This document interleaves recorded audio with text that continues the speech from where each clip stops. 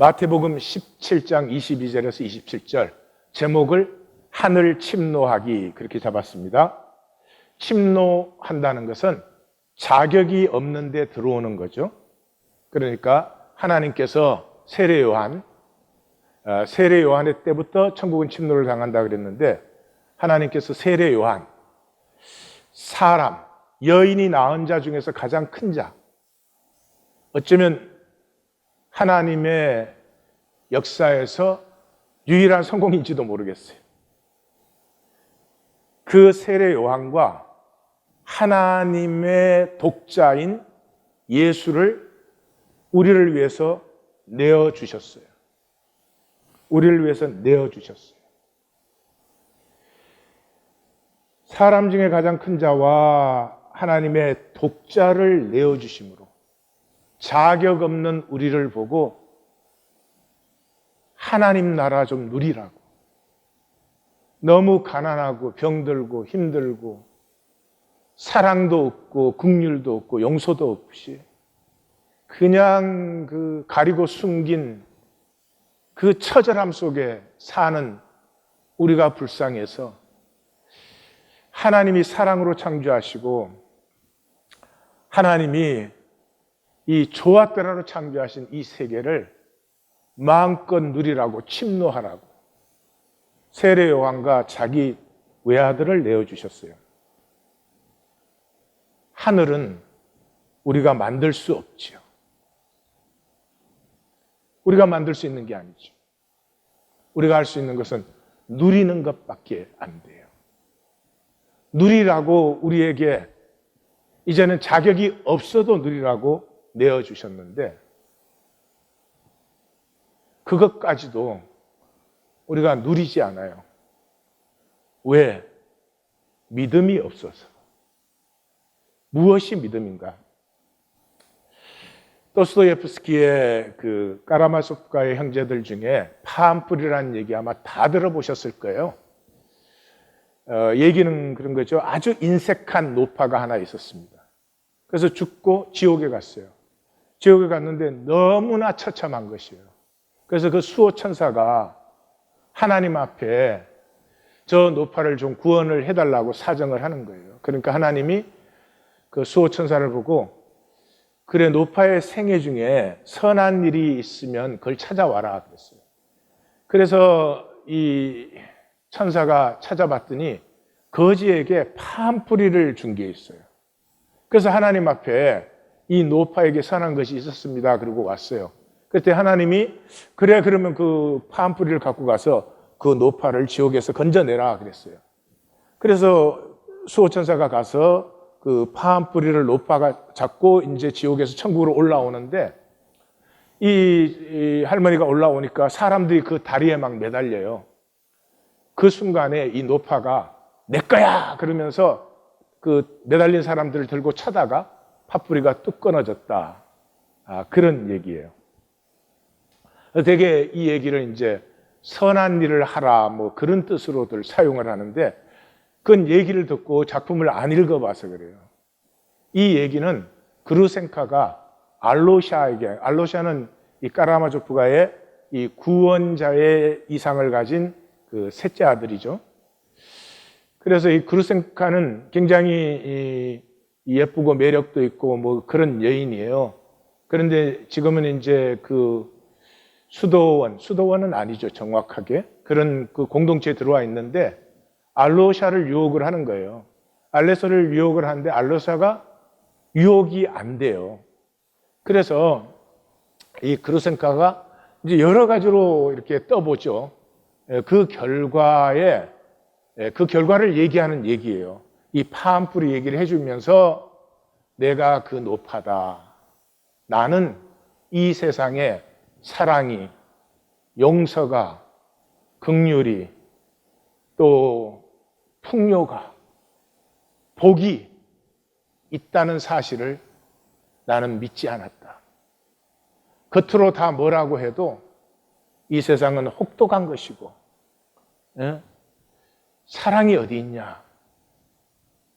그런데 나는 그 당신에게서 인간에게 중심의 진실이 있다는 것을 보았다. 그 얘기를 하면서 통곡이 터져요. 그리고 이제 알로사가 집에 돌아가서 잠을 자는데 꿈을 꿔요. 꿈을 꾸는데 이제 알로사의 멘토가 조시마 장로인데, 조시마 장로가 가나안 혼인잔치에 이렇게 참여를 한 거예요. 그래서 장로님도 여기 초청을 받으셨네요. 그러니까 그 조시마 장로가 나 파한 뿌리로 여기 초청받았어. 그런 꿈을 꿉니다. 다시 말해서 그 통곡이 터진 구루센카가 구원을 받았다. 그런 얘기예요. 도스토옙스키는 사람을 참 잘 압니다. 우리 안 믿어요. 예, 사랑, 용서, 긍휼, 복. 하나님이 이 세상을 풍요하게 만드셨다. 내가 온 것은 양으로 생명을 얻고 또 풍성히 얻게 하려는 것이라. 그거 안 믿어요. 못 믿어요.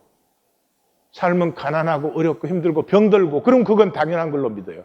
그거는 자연스럽고 실제로 느껴져요. 그게 허상인데. 근데 자유하고 풍요하고 이러면은 그건 믿어지지가 않죠. 믿어지지가 않으니까 어떻게 해요? 쟁취하려고 합니다. 쟁취하려고 하니까 경쟁의식에 들어가죠. 그 성전에 올라간 바리새인과 세리. 바리새인은 자기를 경쟁의식, 비교의식에서 보죠. 나는 저 죄인과 같지 않음을 감사합니다.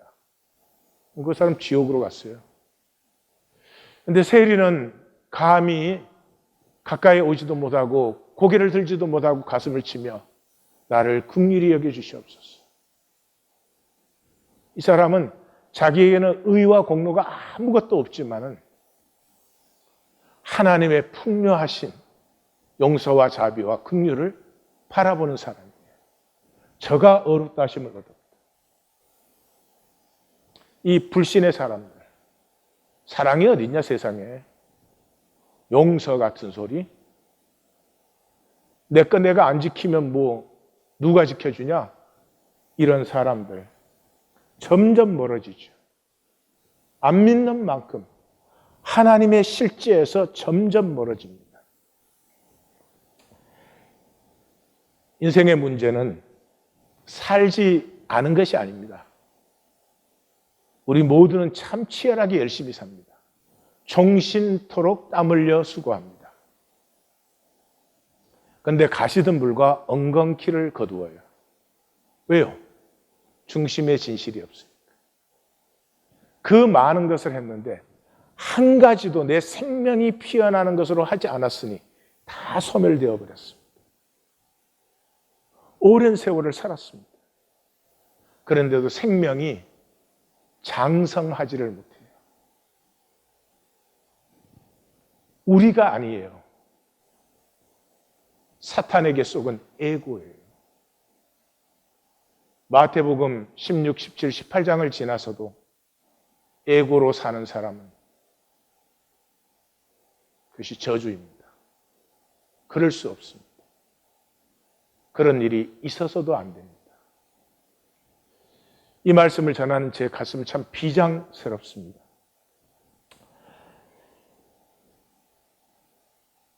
오랜 교회 생활에 에고 없이 한 것이 있습니까? 계산 없이 이거 할 것인가 안 할 것인가, 이거 해가지고 나한테 이익이 있나 없나 그런 게 아니고 그냥 하나님이 부르셨습니까? 그냥 하나님이 말씀하셨습니다. 사람 의식하지 않고 그냥 하나님께 드리는 참 행복한 것입니다. 경험해 보시면 알지만 사람 의식하면서 하는 것은 생각이 어지럽고 괴롭습니다. 그리고 모든 걸 피합니다. 근데 에고는 그거는 열심히 해요. 근데 어린아이 같이 깨끗한 마음으로 무언가를 할 때, 그걸 하면 그것만을 의식하면서 할 때 자유해지고 시공간을 잊어버리고 그러는데도 그렇게는 하지 않아요. 마태는 이미 이것을 강조했습니다. 10장에서. 누구든지 제자의 이름으로 이 작은 자에게 냉수 한 그릇이라도 주면 결단코 그것이 영원과 우주에 새겨지는 너가 된다. 여기 제자의 이름으로. 제자의 이름으로란 말이 무슨 말인 줄 아십니까? 아무리 보아도 나에게는 제자의 자격이 없어요. 제자 될 만한 의와 공로가 눈꼽만큼도 없는데 나를 제자라고 불러주신 그 하나님으로 하는 것이 제자의 이름으로예요. 내가 제자니까 뭐 이제 제자답게 좀 해야지. 이건 나의 이름이죠. 에고의 이름으로 하는 것이죠. 25장에 가서 가장 심판의 결론 부분에서도 임금이 대답하여 이르시되 내가 진실로 너희에게 이르노니 너희가 여기 내 형제 중 지극히 작은 자 하나에게 한 것이 내게 한 것이다. 지극히 작은 자라는 말이 무슨 말이에요? 대접할 가치가 전혀 없는 자예요.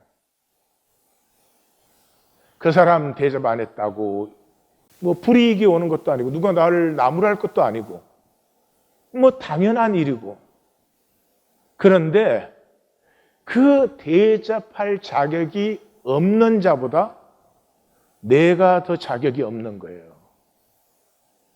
이 말씀이 그 말씀이에요. 지극히 작은 자라고 생각했었는데 하나님을 만나고 나면 다 나보다 큰 자예요. 우리는 한국 기독교는 70, 80, 90년대 부흥 시대를 지났습니다. 엄청나게 부어줬습니다. 돈도 사람도 모든 것을 다 부어주셨습니다. 그런데 그걸 하나님께 받아 성령도 엄청나게 부어주셨습니다. 그걸 다 받아서 지금 한국 기독교의 모습은 우리 스스로도 자랑스럽지 않고 이 역사와 사회에도 자랑스럽지 않은 가시덤불과 엉겅퀴, 인간의 허무한 욕망에 무저공 속에 다 낭비해 버렸습니다. 우리 하나님 교회는 그래서 혹독한 애고의 훈련 과정을 지나왔습니다. 하여튼 개척하자마자 지난번 목회를 사임한 이유가 물구나무를 서서 내가 목회를 해도 이 애고의 문제 해결할 수 없다. 지금 와서 고칠 수 없다. 그것 때문에 했으니까요. 자, 우리 참 지독스럽게 훈련했습니다. 이 애고에 대한 성찰이 부재함으로 우리 한국 기독교는 약자, 소외된 자를 다시 소외시키는, 예수님 그러면서 뭐 십자가 그러면서 네온 사인 빨간 십자가는 그렇게 많이 갖다 붙여놓고 그 약자와 소외된 자는 다시 소외시키는 그런 기독교가 됐어요. 교회 안에도 돈 있고 힘 있는 사람이 들어오면 다 대접해요. 근데 돈 없고 힘 없는 사람 들어오면 대접 안 해요. 조직적인 문제고 근본적인 영적인 문제고 그랬어요. 힘의 광분에서 컨스탄틴 기독교를 만들고 솔로몬 성전을 세운 한국 기독교. 두 번째는 중심의 진실이 부재였습니다. 진실이 없다는 말은 추하다 그런 말입니다. 아무리 아름다운 일을 하셔도, 아무리 좋은 일을 하셔도 진실이 없으면 아름답지 않습니다. 지금 기독교를 보십시오.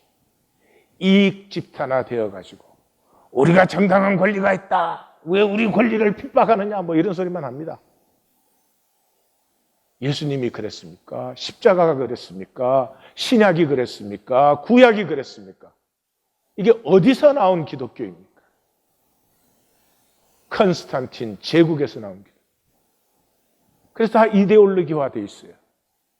이데올로기화 됐다는 것은 저놈들이 나쁜 놈들이라는 거예요. 적을 죽여야 된다는 거예요. 적을 없애야 된다는 거죠. 우리가 이겨야 된다는 거죠.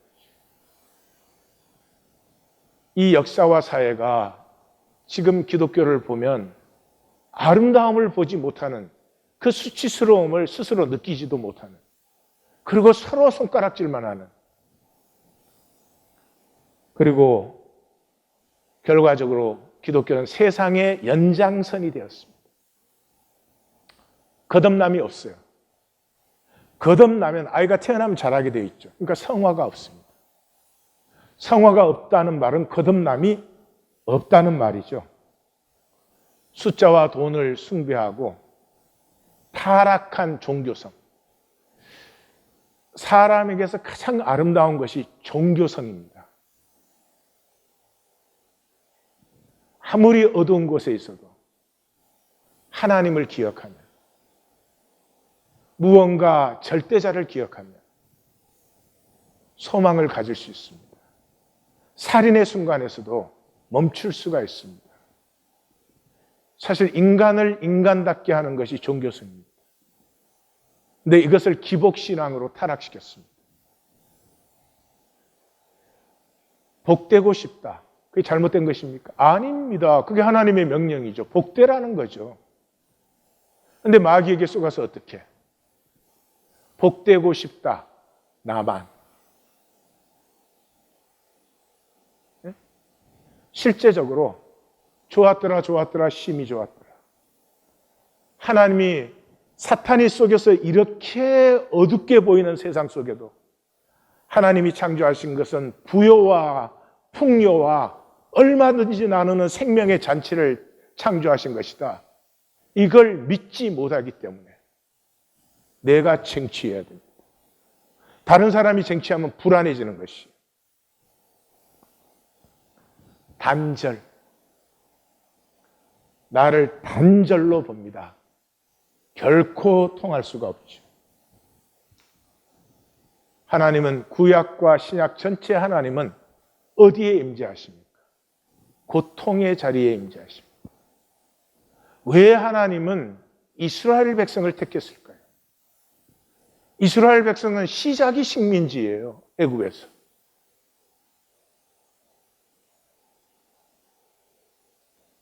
계속해서 아시리아에게 멸망당하고 바벨론에게 멸망당하고 페르시아의 식민지가 되고 헬라의 식민지가 되고 로마의 식민지가 되고 민족이 같이 살겠다는 게 뭐가 잘못이에요? 그들의 2000년은 참혹한 2000년이었어요. 그래서 하나님이 그곳에 계십니다. 하나님이 어디에 계실까요, 이 시간? 이 땅에 가난하고 아프고 메마르고 이 세상 가운데 소망을 발견할 수 없는 아픔의 자리에 하나님이 함께 계십니다. 하나님이 청와대에 계실 것 같습니까? 백악관에 계실 것 같습니까? 대형 교회에 계실 것 같습니까? 천만의 말씀입니다. 주님은 고통 중에 고통, 십자가의 자리에 계셨는데 기독교는 권력의 자리를 찾고 있습니다. 이게 불신의 결과이죠. 오늘 본문으로 들어갑니다.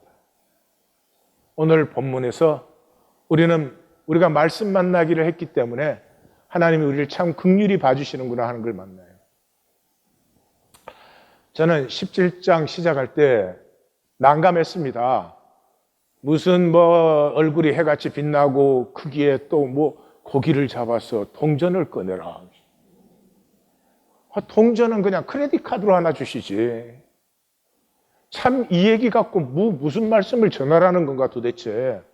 좀 너무 난감했습니다. 이 본문 오기 전에 은퇴했어야 되는데 정말 괴로웠습니다. 근데 17장이 마태복음의 클라이막스라는 걸 만난 지금의 가슴은 뜨겁습니다. 저는 17장이 at best, 16장이 중요한 건 알잖아요. 18장이 중요한 건 알잖아요. 그러니까 연결고리 정도로 생각을 했어요. 근데 아니에요. 17장이 정상이에요. 이 10장의 마지막 본문, 오늘의 본문은 존재적 진실. 존재적 진실이 뭐예요? 실족게 안 하는 거예요. 이게 뭐예요? 아버지의 가슴이에요. 하나님의 본성이에요. 하나님의 본성이 어떻다고 나타나 있어요, 성경에? 상한 갈대를 꺾지 아니하고 꺼져가는 등불을 끄지 아니하시는. 이것이 생명의, 인격의 클라이맥스예요. 마태는 이것을 우리에게 전해주고 싶어요. 22절, 23절에서는 그래서 예수님의 죽음의 기사도 아주 간단하게 나타나죠. 인자가 사람들 손에 넘겨져. 여기 넘겨져에는 지금 주어가 안 나타나 있죠. 주어가 안 나타나는 경우 대개가 divine passive, 신적 수동태입니다. 하나님이 하시는 거예요. 하나님이 하셨다 해서 하나님이란 말을 유대인들은 할 수가 없죠. 그래서 죽임을 당하고 제3일에 살아나리라. 이것이 신적 수동태가 분명한가 확인해 봐야죠. 확인할 수 있죠. 로마서의 클라이막스에서. 클라이막스 결론이 어떻게 시작돼요? 32절이 시작이에요. 자기 아들을 아끼지 않으시고 우리 모든 사람을 위하여 내어주시니가 아버지가 내어주셨어요. 가론 유다가 넘겨준 거 아니에요. 무슨 종교인들이 넘겨준, 아버지가 내어주셨어요. 사도 바울이 부러워요. 이런 말씀을 읽을 때. 내어주시니가 어찌 그 아들과 함께 모든 것을 우리에게 주시지 아니하겠느냐. 하나님이 이 온 우주를 우리로 누리라고 창조를 하셨어요. 근데 우리가 안 누려요. 자기 에고에 쏘가서. 자기 욕심 지키느라고 안 누려요. 그러면 자기가 가진 거라도 누려야 되잖아요. 그것마저도 못 누려요. 또 불안과 염려로만 살고. 그래서 하나님의 마지막 카드가 인간 중에 가장 큰 자와 하나님의 독생자를 둘 다 내어주셨어요. 이래도 안 누리면 더 이상의 길도 방법도 없죠. 모든 것을 유업자로, 자녀로 이제 하늘을 누리는, 하늘로 침노하는 시간이 열렸습니다. 16장, 17장을 지나면서도 똑같이 살고 있다. 그게 저주죠. 그 사람을 누가 어떻게 하겠어? 한 달란트.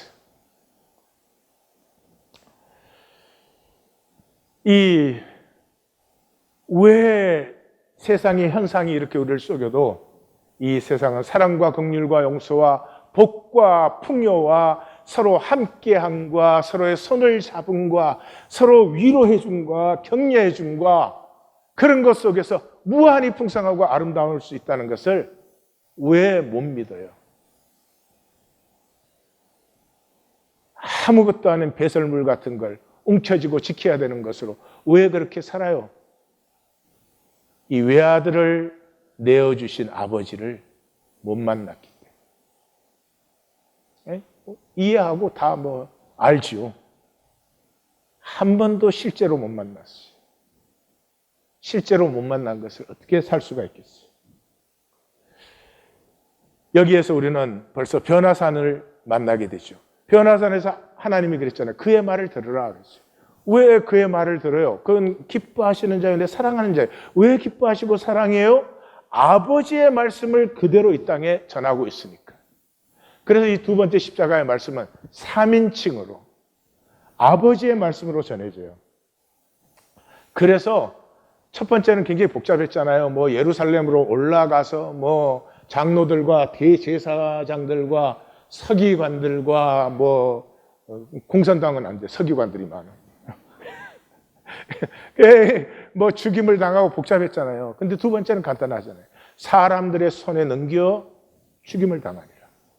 죽음을 최소화시켰어요. 그런데도 죽음은 아직까지도 막 너무 부들부들 떨리는데 부활은 인지되지 않아요. 부활을 만나야 되는, 부활은 이 현상계의 유일한 온전한 실제예요. 부활에서 하늘과 땅의 권세가 회복됐잖아요. 부활을 만나는 순간 창세기 1장 28절에서 우리를 창조하시고 복을 주시며 생육하고 번성하고 충만하라, 땅과 바다와 하늘의 모든 것을 다스리라 하는, 주셨지만 우리가 누리지 아니하던 쏘가서 이것이 회복이 되는 거죠.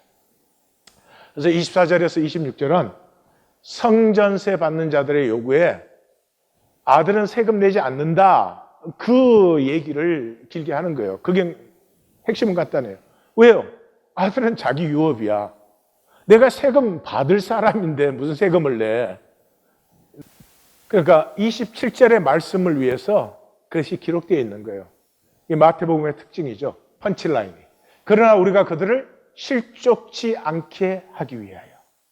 이걸 딱 만나는 순간에 우리는 타임머신을 타고 16장으로 딱 돌아갈 수밖에 없어요. 왜요? 베드로가 말리는데 너는 나를 넘어지게 하는 자로다, 이 말씀을 적은 건 마태복음밖에 없어요. 이 말씀 딱 만나는 순간 마태복음의 핵심은 이 실족지 않게 한다는 곳에 있구나 하는 걸 바로 볼 수 있어요. 그리고 실제로 신약에서도 이것은 굉장히 중요한 말씀이에요. 이게 스칸달리조라고 하는 동사로 30회 나와 있어요. 30회 중에 마태복음의 14번, 거의 절반이, 7번씩 2번이 마태복음에 나와요. 명사로 15번 적혀져 있는데 그 중에 3분의 1이 마태복음, 그것도 교회로에서 나와요. 여기서 딱 이제 감이 들어오는 거죠. 그래서 이 실족지 않게 한다, 넘어지지 않게 한다, 걸림이 되지 않게 한다 하는 이것을 각절은 우리가 어제 보았으니까 오늘은 제일 중요한 세 절만 보겠어요. 갈릴리 사역 한중간에서 예수님이 뭐라 그랬어요? 아, 복되어라. 비에리튜드인데 우리는 번역을 그냥 해. 아, 복되어, 아슈레. 아, 복되어라. 나로 말미암아 실족하지 아니하는 자야. 이 온 우주, 하나님, 이 땅과 하늘이 사랑인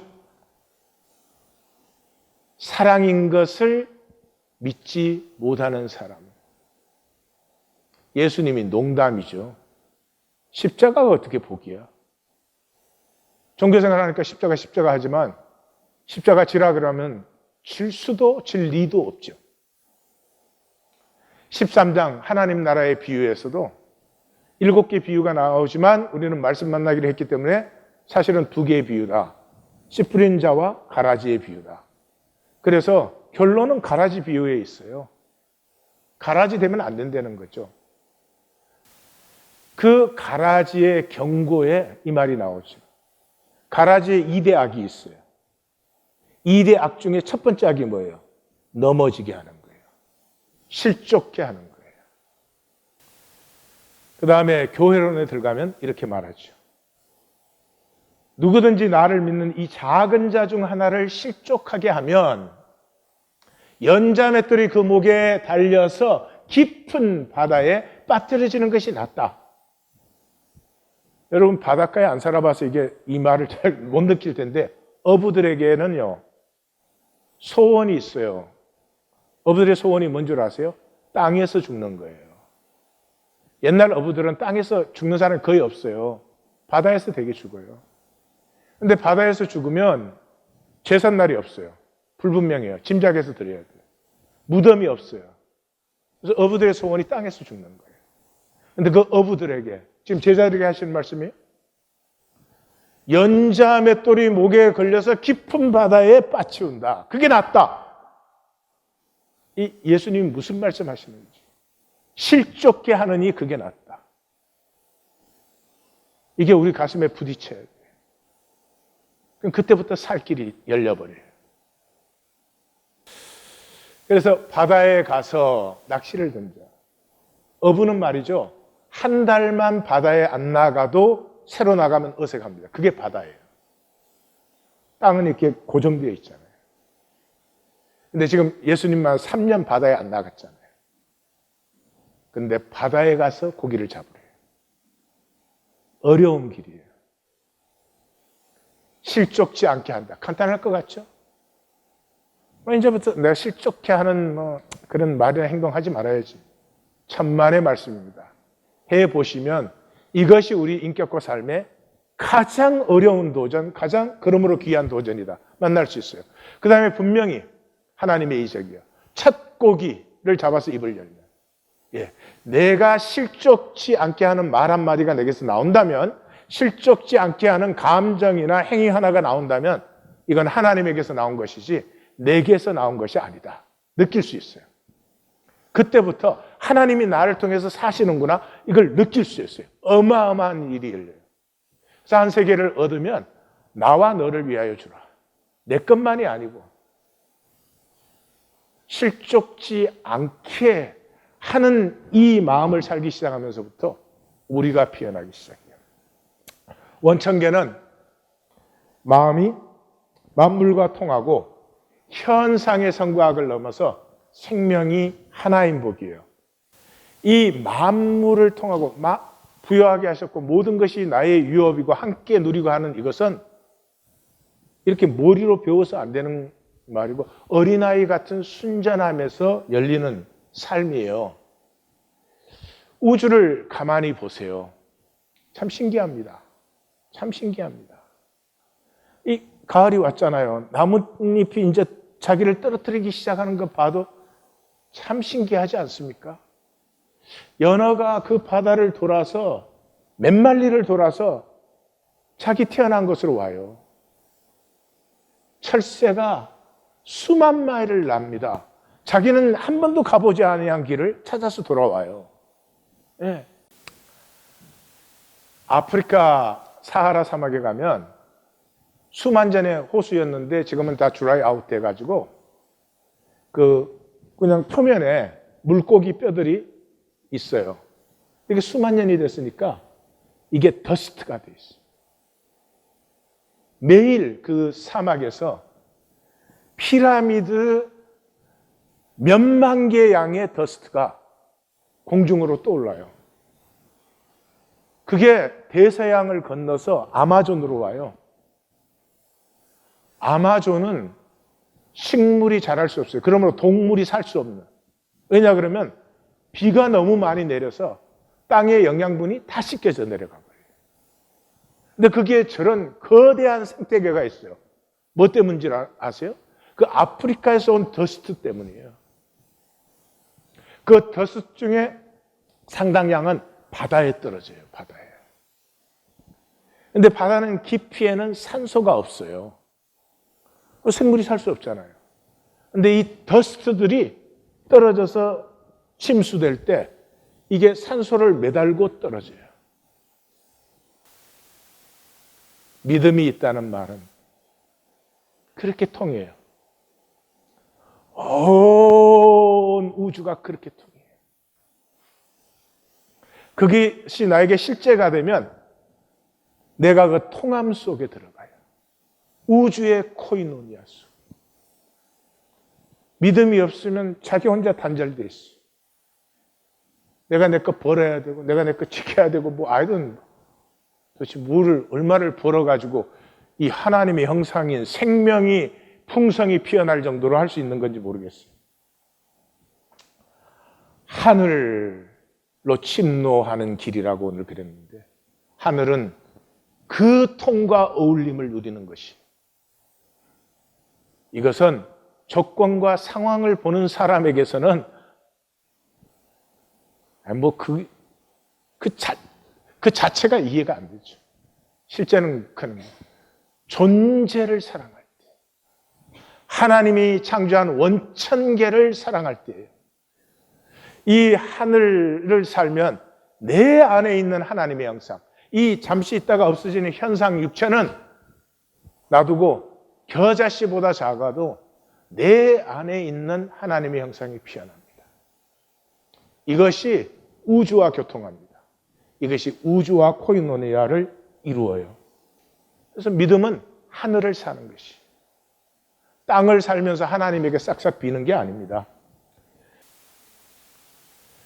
그러므로 존재의 숭고함이, 내가 이 세상에서 사는 모습이 아직까지 성공적이 아니고 아직까지 뭐 그렇게 훌륭하지 아니하여도 이 온 우주와 교통하고 누리는 내 안의 겨자씨보다 작은 하나님의 형상의 이 존재의 숭고함을 느끼기 시작하고 알기 시작하면서부터 어떻게 종로로 돼요?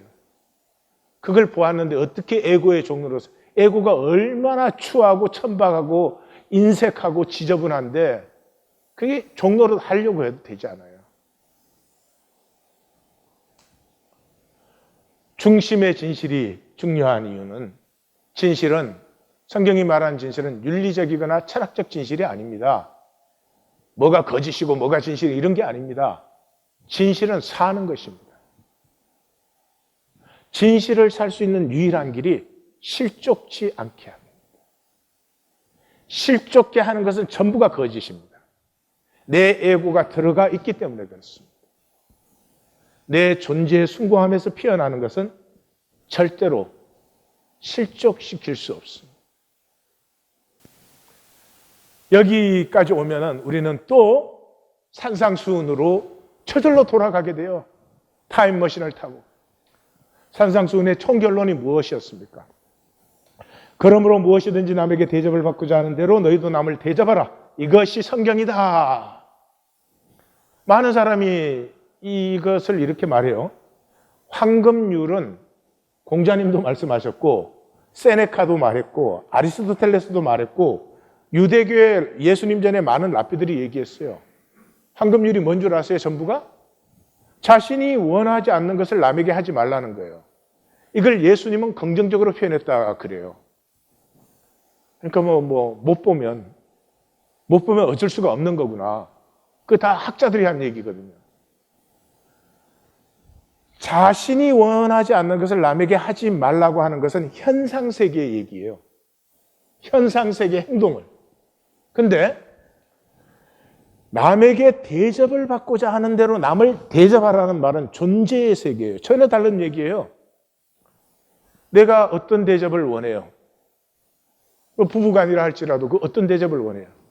내가 부족한데, 내가 잘못했을지라도, 내가 어떨지라도, 그러나 내 그 조건과 상황을 보는 것이 아니라 잘하려고 한 나의 존재, 실패하고 아파하는 나의 존재,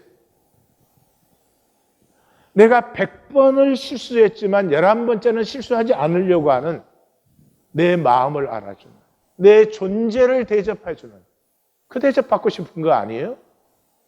그걸 사랑이라고 하지 않으세요? 이걸 대접하라는 말은 원하지 않는 건 남에게도 하지 말라면 전혀 다른 세계예요. 여기에서도 저는 예수님의 신성이 분명하게 보여요.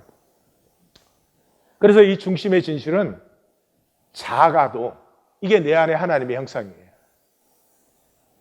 이것이 피어나면서부터 전혀 새로운 세계가 열립니다. 이적과 복의 세계가. 중심의 진실을 회복하려고 하면 부활을 만나야 돼요.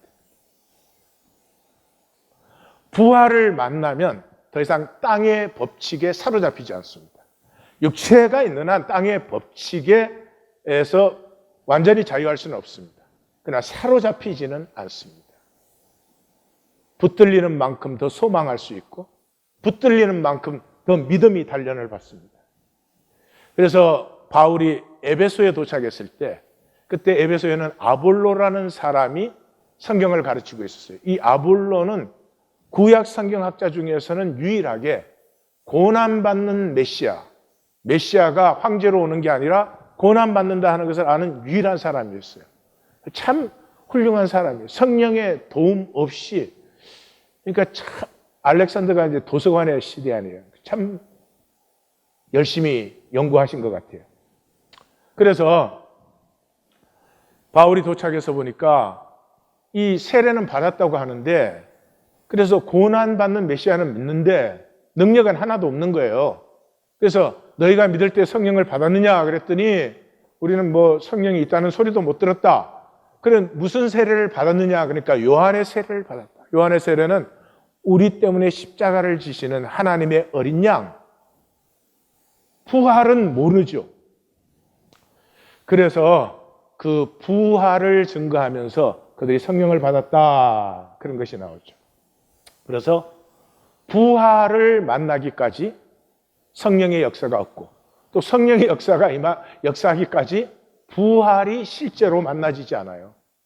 그래서 사도행전 2장에 베드로도 그러지 않아요? 하나님이 오른손으로 예수를 높이심에 부활하심에 그가 약속하신 성령을 아버지께 받아서 너희가 보고 듣는 것을 우리에게 부어주시다.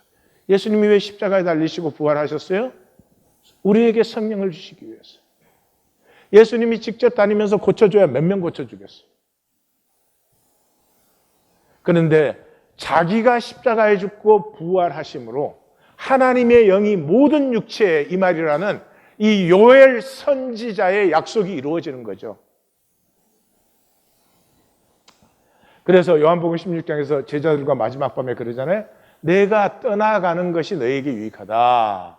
왜냐 그러면 내가 떠나가면 성령이 너희에게 오신다. 내가 떠나가지 아니하면 성령이 오실 수가 없다. 그래서 내가 성령을 너희에게로 보낼 것이다. 그래서 에베소서 4장에서는 그러죠. 내리셨던 그가 내리셨기 때문에 오르게 하실 수 있었죠. 하늘에 오르셔서 하늘의 모든 권세를 회복하셨기 때문에 이는 만물을 충만하게 하려. 만물이 뭘로 충만해요? 성령의 교통으로. 코이노니아. 성령의 교통으로 충만하게 하는 거죠. 그래서 코이노니아는 부활의 열매예요. 하늘과 땅이 통하게 돼요. 부활을 만나면. 사도행전 4장이 이걸 잘 보여주죠. 32절에서 이게 이제 결론 부분인데 믿는 무리가 하나가 되어 모든 물건을 서로 통용하고 자기 재물을 조금도 자기 것이라고 하는 이가 없더라. 이렇게 시작하고 그 받는 34절 35절에 그래서 그 중에 가난한 사람이 없으니 서로의 필요를 따라 나누어 주미러라. 이렇게 나와요. 근데 그게 어디에서 나왔어요? 33절. 사도들이 큰 권능으로 부활을 증거하니. 부활을 세게 전했다 이런 말이 아니에요. 사도들이 부활을 만난 사람이에요. 마띠아 뽑을 때 보셨죠? 누구를 뽑았어요? 우리와 함께 하던 자 중에 부활을 증거할 사람을 뽑자 이렇게. 부활을 만난 사람의 증거에서 다쳤던 단절시켰던 마귀의 거짓이 깨어지고 하늘과 땅의 통일. 이렇다는 거예요. 이거 우리 보고 하라는 거 아니에요. 우리가 할 수 있어요? 죽었다 깨도 안 됩니다. 부활을 만나면 성령의 통이 이루어지는 거죠.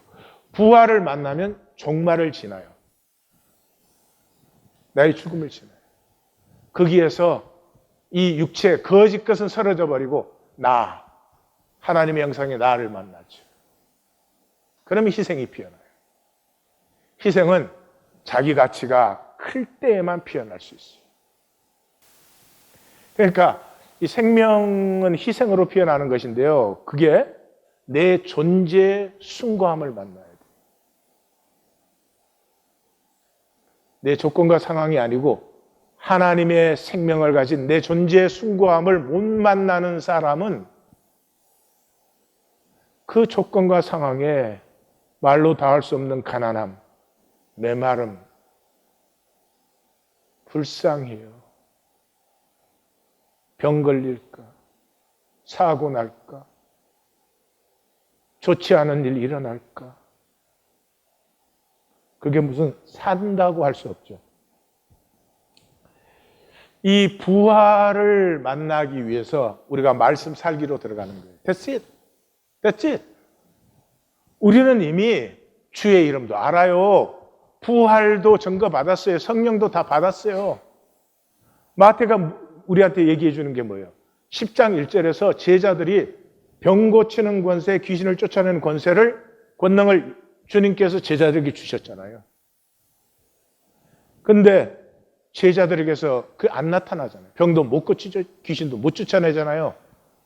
그래서 마태복음은 그 훈련 본문을 생략해 버렸어요. 왜요? 그게 우리라는 거예요. 하나님 분명히 우리를 창조하시고 복을 주시고 생육하고 번성하고 충만하라 그러면서 땅과 바다와 하늘의 모든 것을 다스리라고 우리한테 위임했는데 우리가 우주의 거지 노릇하고 있어요. 왜요? 살지 않기 때문에. 살지 않기 때문에. 이 무능력한 삶에 안타까우셔야 돼요. 세상은요, 이걸 지키려고 살아요. 이 무능력한 삶을 지키려고. 이상하지 않으세요? 아니, 그렇지 않습니까? 세상에 지킬 게 뭐가, 어떻게 내 무능력하고 무기력한 이 삶을 지키고 있어요? 안타까워야 됩니다, 그래서. 안타까움이 열쇠예요. 어찌할 거가 있어야 돼요. 나 그냥 끝까지 이렇게 살 것인가 하는 안타까움은 있어야 돼요. 그 안타까움 속에서 세 가지예요. 첫째, 우리는 생각이잖아요. 우리는 이 생각에 중독되어 있어요. 살기를 나누라고 하니까 나눔 중에 많은 부분이 내가 뭐 이렇게 기분이 나빴는데 이렇게 말씀을 생각하고 기분이 좋아졌다 이렇게. 이게 다 생각 속에서. 몸으로 살아본 적이 없으니까 몸으로 산 것을 나누라는데 생각으로 열심히 살고 또 나누어.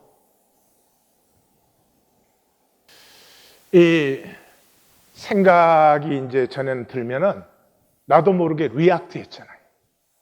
근데 리액트 대신에 이제는 고백을 하는 거예요. 뭐든지. 꾸짖든지. 나는 하나님의 유업자야. 나는 하나님의 자녀야. 나는 현상의 노예가 아니다. 뭐가 됐든지. 이거를 위해서 우리가 지금 어웨어네스를 하고 있어요. 어웨어네스를 들으시면서 그냥 너무나 자연스럽게 생각하던 것들이 브레이크가 걸리기 시작해요.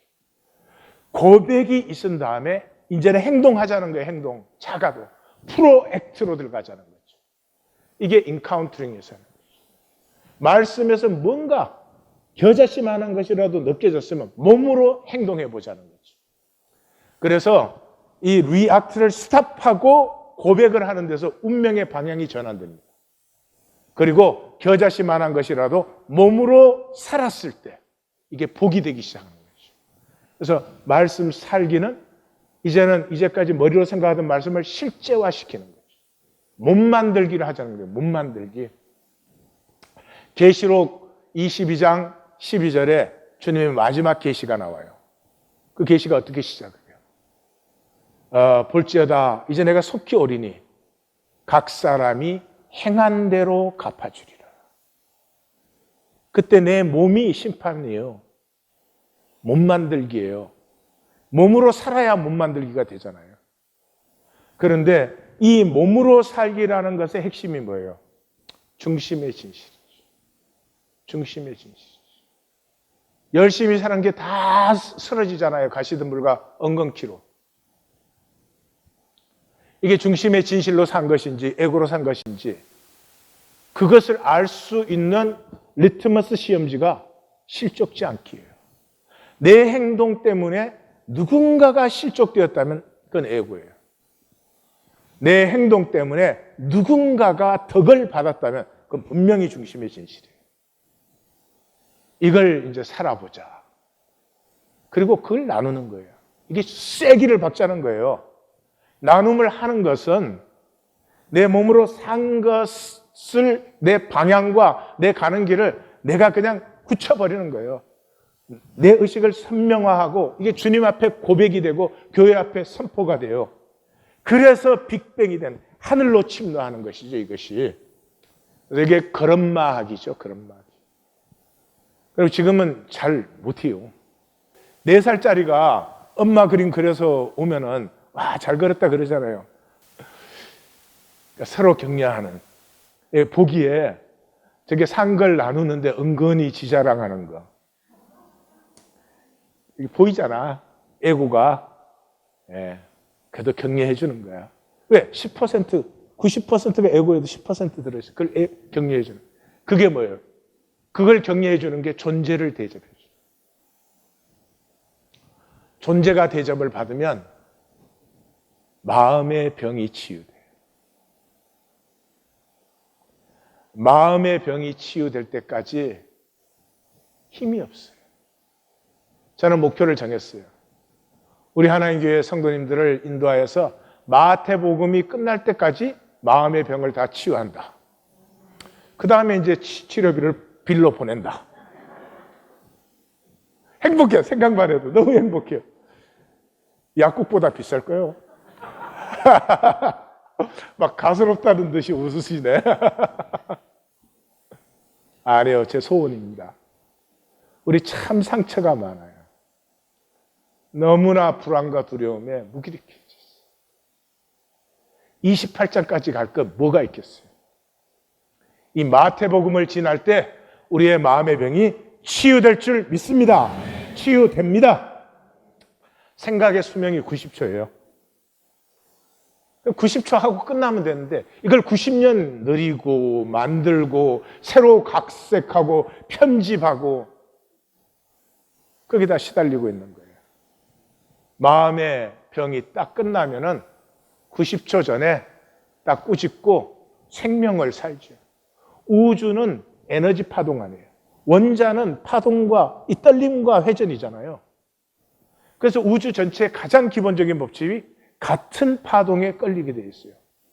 예, 소리새를 전부 세워놓고 땅 울리면 소리새의 진동수가 같기 때문에 모든 소리새가 다 같이 울리기 시작해요. 똑같아요. 말씀을 살 때 아시래. 하나님과 진동수가 같아져요. 그래서 시편은 아주 선명하게 보여주죠.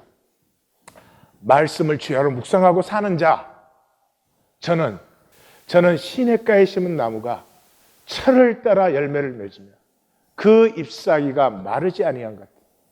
나무에서 가장 중요하고 고귀한 것이 잎사귀다. 거기에서 광합성 작용이 일어나고 탄소 동화 작용이 일어나요. 그 잎사귀가 마르지 아니한 것 같으니 그 행사가 다 형통하리로다. 이게 당연한 거예요. 하나님이 창조한 우주 속에 하나님이 누리라고 하나님 형상으로 창조한 내가 형통한 것이 당연한 것이고 내 자신이 복이 될 뿐만 아니라 역사와 사회에 복이 되는 것이 당연한 것입니다.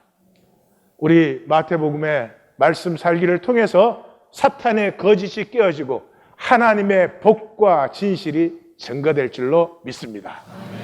아멘. 기도하십시다.